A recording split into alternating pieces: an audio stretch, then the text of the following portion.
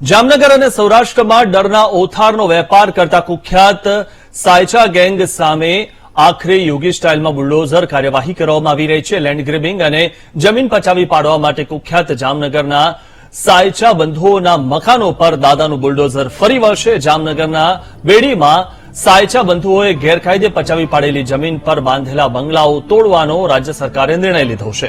જામનગર અને આજુબાજુના પંથકના લોકોમાં રઝાક સાયચા અને હનીફ સાયચાના નામથી રીતસર ખોફ હતો.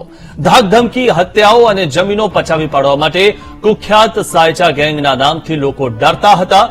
જો કે આખરે સરકારે સાયચા ગેંગની કમર તોડવાનો નિર્ણય લીધો છે. કુખ્યાત સાયચા બંધુઓના મકાનો સામે કાર્યવાહી કરવાના 10 દિવસ બાદ તેમના સાગરીતોએ બેડી વિસ્તારમાં પચાવી પાડેલી જમીનો પર બનાવેલા બંગલા તોડી પાડવામાં આવશે.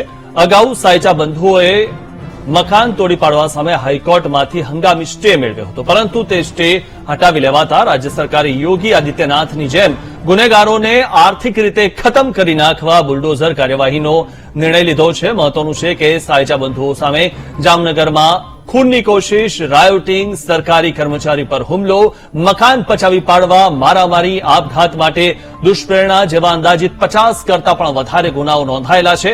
અગાઉ 8 તારીખે સાયચા બંધુઓના મકાન તોડી પડાયા હતા. જે સમયે ગૃહરાજ્યમંત્રી હર્ષ સંઘવીએ સાયચા બંધુઓએ પ્રેસ કોન્ફરન્સ કરીને માહિતી આપી હતી. સંઘવીએ રાજ્યમાં ગેંગ દ્વારા જમીનો પચાવનાર તત્વોના આતંકને ખતમ કરી નાખવાની વાત કરી હતી, જે આજે સાચી સાબિત થઈ રહી છે. થોડાક સમય પહેલા જ એક મહિલા શિક્ષિકાનું મકાન પચાવી પાડવાને લઈને શિક્ષિકાએ આપઘાત કર્યો હતો, જે બાદ પોલીસ અને સરકારે સાયચા બંધુઓના ઓથારના કારોબારનો અંત આણવાનો નિર્ણય લીધો છે.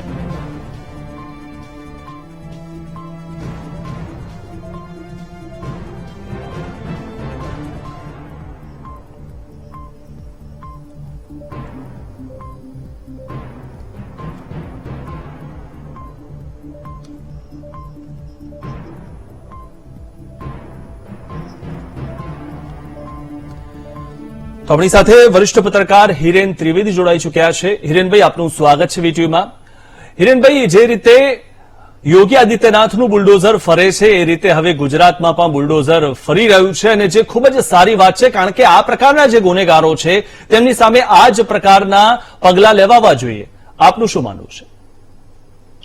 જામનગરમાં અગાઉ પણ ધીમે ધીમે કાયદો વ્યવસ્થાની પરિસ્થિતિ કથળી હતી. આશરે 6 વર્ષ પહેલા કિરીટ જોશી નામના યુવાન વકીલની હત્યા જાહેરમાં કરી નાખવામાં આવી હતી. એ પણ સાંજનો સમય હતો. હવે જયારે હારૂન પલેજાનો જે હત્યાનો સમય હતો એ પણ સાંજનો હતો.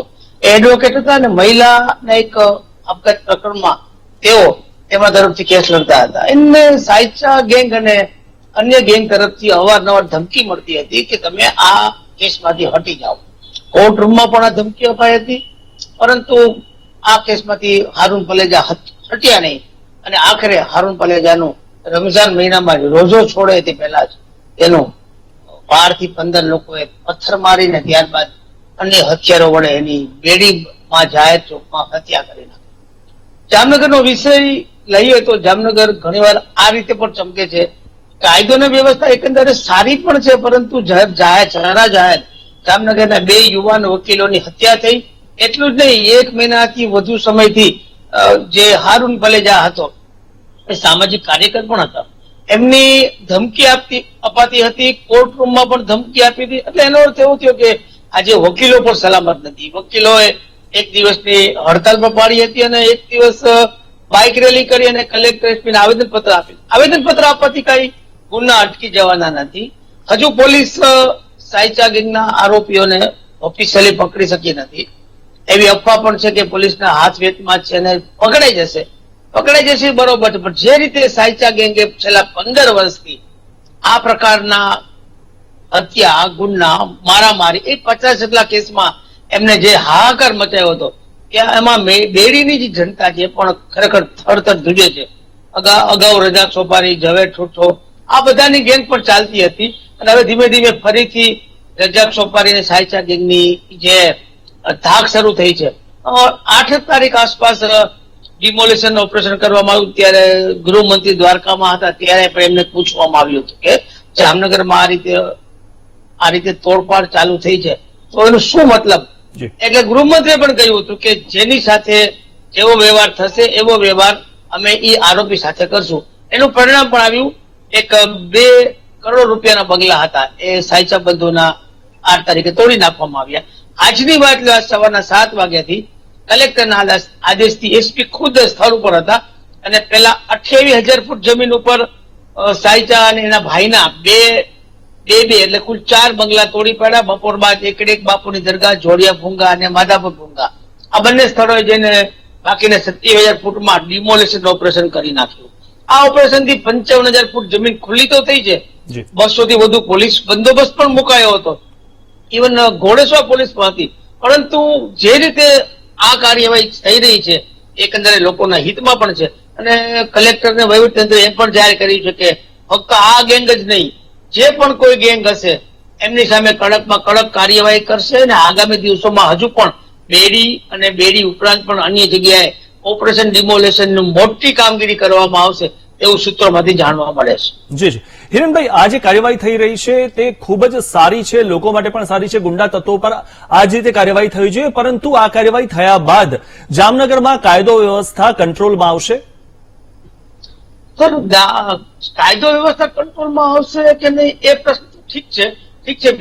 બે વકીલની હત્યા થઈ 6 વર્ષના ગાળામાં, ક્યારેક એવી રીતે ધાક ધમકી અપાતી હોય છે. મારો એક પ્રશ્ન એવો પણ છે કે જયારે સાયચા બંધુએ કલેક્ટર હસ્તકની એટલે કે વહીવટી તંત્ર હસ્તકની અને કોર્પોરેશન હસ્તકની તેમજ એનઆરઆઈની જમીન ઉપર જયારે દબાણ કર્યું અને ઓપરેશન શરૂ થાય પહેલા એટલે કે તે વખતે તો જામનગર મહાપાલિકા શું કરતું હતું?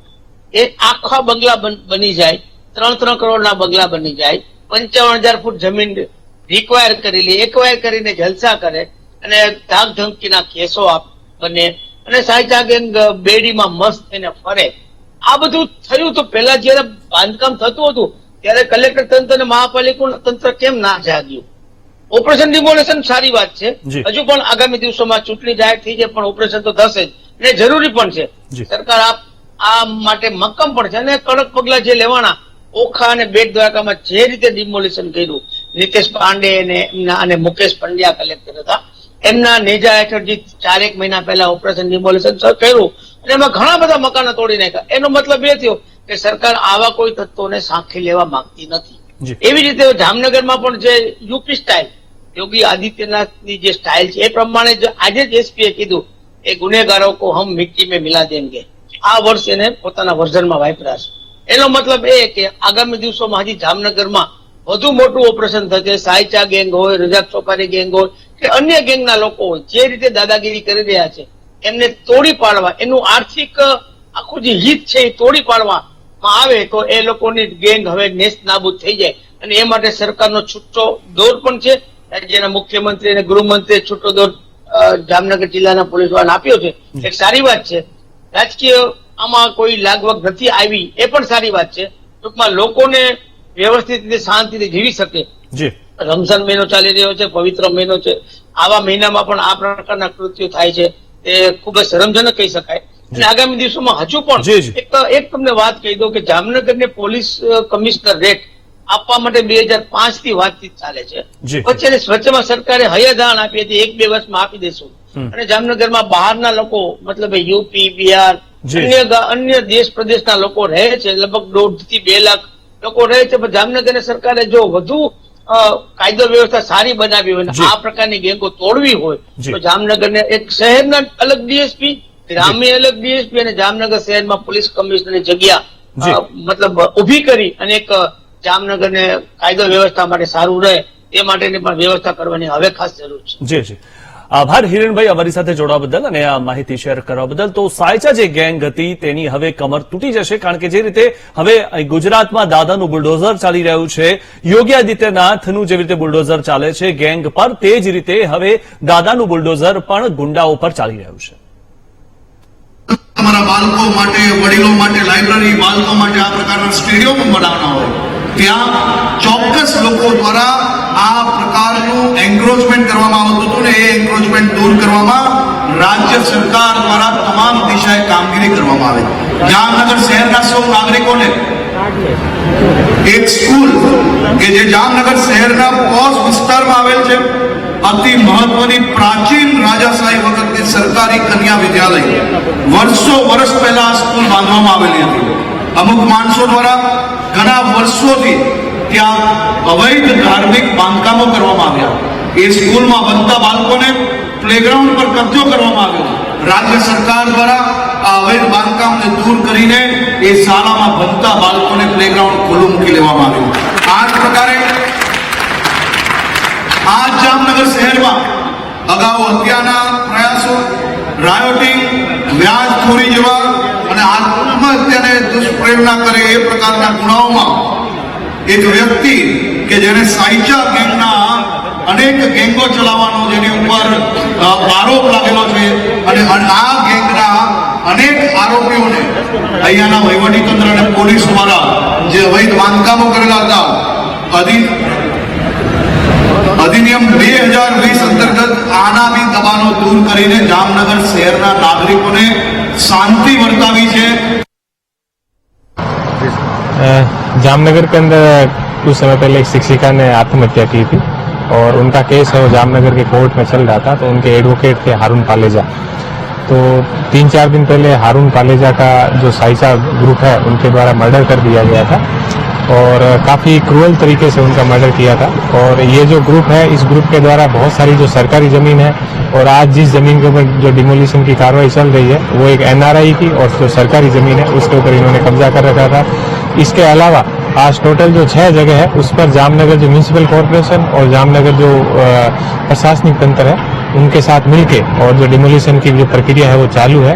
और ये जो ग्रुप है इसका आपको भी पहले से ही पता है कि जामनगर के अंदर विभिन्न प्रकार से जो एक्सटॉर्शन के अंदर और ब्याज के ऊपर पैसा देना और जो भी सरकारी ज़मीन खाली मिले उसके ऊपर कब्जा करके और मकान बना के और लोगों से किराया वसूल करना और खुद के द्वारा विभिन्न प्रकार के जामनगर के अंदर लोगों को डराने के लिए सीन सपाटे करना और उनको धमकाना. तो इसी के तहत आज जो है म्यूनिसिपल कॉरपोरेशन के साथ मिलके और इस रोड के ऊपर इन्होंने जो गैरकायदेसर रूप से जो मकान बना रखे थे, ऑफिस बना रखे थे, अपने गैरेज बना रखे थे, उनका जो डिमोलिशन की कार्रवाई चालू है. और इस तरह से जो भी व्यक्ति कायदा और व्यवस्था के लिए बाधा बनेगा, जामनगर शहर की कायदा व्यवस्था को खराब करेगा, ऐसे लोगों के खिलाफ हम कानून के दायरे के अंदर रहते हुए कड़ी से कड़ी कार्रवाई करेंगे और इनको जो इनका जो पूरा नेक्सस है उनको हम नेस्ताबूद करेंगे, उनको जमींदोज करेंगे और किसी भी रूप से हम ऐसे लोगों को आगे नहीं चलने देंगे जो आम गरीब लोगों को इस तरह से परेशान करे, उनको हैरान करे और उनसे वसूली करे. तो इसी के तहत आज की ये कार्रवाई है.